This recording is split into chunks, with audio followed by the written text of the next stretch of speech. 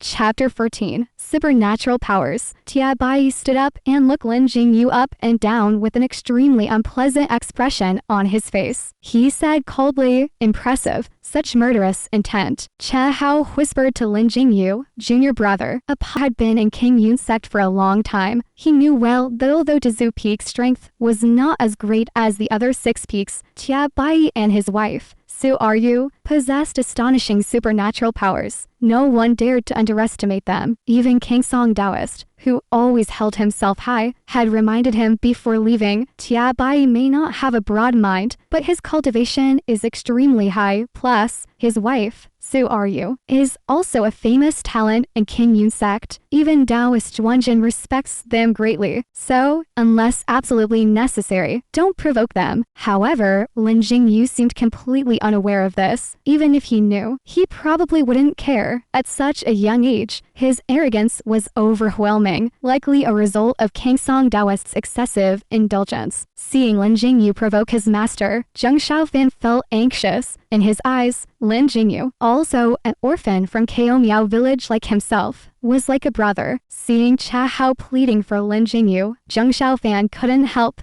but kneel in front of Tia Bai and said, "Master, it's all my fault. When I saw senior brother Lin, practicing swordsmanship, I just wanted to see his progress, so I acted recklessly. It's all my fault. Tia Bai was already feeling frustrated, unable to vent his anger, suppressing it forcibly. He looked at Zhang Xiaofan, who was kneeling before him, annoyed, and snapped, "Shut up, useless thing." With a wave of his sleeve, Zhang Xiaofan felt a strong wind blowing against him. Suddenly, his body felt light, as if all the air around him had vanished, and he staggered backward. Then, a tremendous force hit him, sending him flying backward and crashing into the wall of the quiet room with a loud thud. He felt dizzy and nauseous, coughing up blood. Everyone in the quiet room was stunned. Dad, Pialinger was the first to cry out and rushed to help Zhang Xiaofan. Lin Jingyu almost simultaneously rushed over. Seeing blood on Zhang Xiaofan's chest, he became furious, although he might not be so angry if he himself were injured. Seeing Zhang Xiaofan suffer for pleading on his behalf made him ignore everything else. He turned to Tia Bai and shouted, "Short and fat, what are you doing?" As he spoke, the Zhan Dragon sword seemed to sense its master's emotions and emitted a bright green light again. Tia Bai's brows furrowed. He seemed annoyed by the insult. With a wave of his sleeve, he disappeared from everyone's sight. Che Hao shouted anxiously, "Junior brother, be careful." Lin Jingyu, who had been on guard, saw Tia Bai's sudden disappearance and immediately summoned the Zhan Dragon sword, enveloping himself in a protective aura of sword che. But, in the blink of an eye, Tia Bai reappeared before him like a ghost. Despite the fierce sword che surrounding him, Tia Bai seemed unaffected as he stood right in front of Lin Jingyu. The sword che couldn't approach within 3 feet of him. Lin Jingyu's heart skipped a beat. Seeing Tia Bai's furious gaze almost inches from his face, he panicked and stepped back. But even so, the Zhan Dragon sword remained steady, forming a protective barrier in front of him. Tia Bai sneered, extending his right hand and thrusting it into the sword che. A red glow appeared on his palm as he pressed against the green light. In the blink of an eye, he grabbed the Zhan Dragon sword with his bare hand. Che Hao immediately rushed forward, shouting, "Uncle Tia, please show mercy." But Tia Bai didn't pursue further. He let Che Hao shield Lin Jingyu and simply looked at the Zhan Dragon sword in his hand. By now, most of the sword che had dissipated, but the sword, struggling in Tia Bai's fat hand, still emitted a faint green light, struggling incessantly. The light reflected off Tia Bai's face, giving it a greenish hue, but he remained unfazed. Che Hao couldn't help but exclaim, "Uncle Tia ... Tia Bai's voice returned to calmness as echoed from the hole. His disdain was evident. Although the Zhan Dragon sword is a divine weapon from the 9 heavens, it is not invincible. As soon as he finished speaking, he suddenly exerted force with his 5 fingers. The Zhan Dragon sword seemed to receive a heavy blow, instantly ceasing its struggle. After a moment, the entire sword emitted a brilliant green light again, dazzling,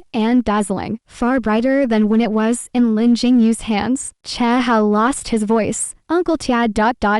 Tia Bai's face was as cold as frost, and without another word, he tightly grasped the Zhang sword with his right hand and swung it downward toward Cha Hao and Lin Jingyu. With a sharp sound breaking the air, a sharp green light surged like a raging wave, shooting out like a towering green pillar aimed directly at them. Cha Hao gritted his teeth, clasped the sword tactics with both hands, and swiftly summoned the white immortal sword, Frost. In the blink of an eye, Tia Bai's green sword chair arrived. Cha Hao shielded Lin Jingyu with several steps backward, his sword tactics continuously changing. Frost emitted countless white lights, condensing into a shield in front of them. A loud bang echoed as the green sword check collided with the white light shield. Although it didn't immediately shatter, it pushed the white light backward, and Cha Hao widened his eyes, exerting all his strength. Finally, he managed to barely hold the seemingly unstoppable green sword Che just a foot away from them. At this moment, he felt the dazzling green light flickering before his eyes, the icy wind chilling, and the danger seemed imminent, as if facing a fierce and ferocious beast face to face. Terrifying. Before he could regain his composure, the overwhelming pressure of the green sword Che came crushing down again. Cha Hao exerted all his strength to maintain the white light shield, but his feet couldn't hold up, and he was pushed back by an immense force. From the beginning to now, Tia Bai had been standing still, not moving a muscle, but the green sword Che he unleashed became stronger the farther it went. Cha Hao and Lin Jingyu were pushed out of the quiet room by this force, and they continued to be pushed back, especially when they reached the open space. The green light grew stronger, leaving deep trenches in the ground as it passed, shocking everyone who saw it. This astonishing green sword Che continued to shoot out from the quiet room, pushing Cha Hao and Lin Jingyu back a fall 3 zhang. At this point, the white light in front of Cha Hao had compressed to less than half a foot from his body. He was breathing heavily, his face turning from red to pale, and his feet were sinking into the ground. After a moment, he finally shouted and couldn't hold on anymore. The white light dissipated, and the frost sword was struck by the tremendous force and flew into the air uncontrollably. Cha Hao and Lin Jingyu were pale, and they saw the menacing green sword Che suddenly stop in front of them, suspended in midair. They breathed a sigh of relief, but they didn't dare to move.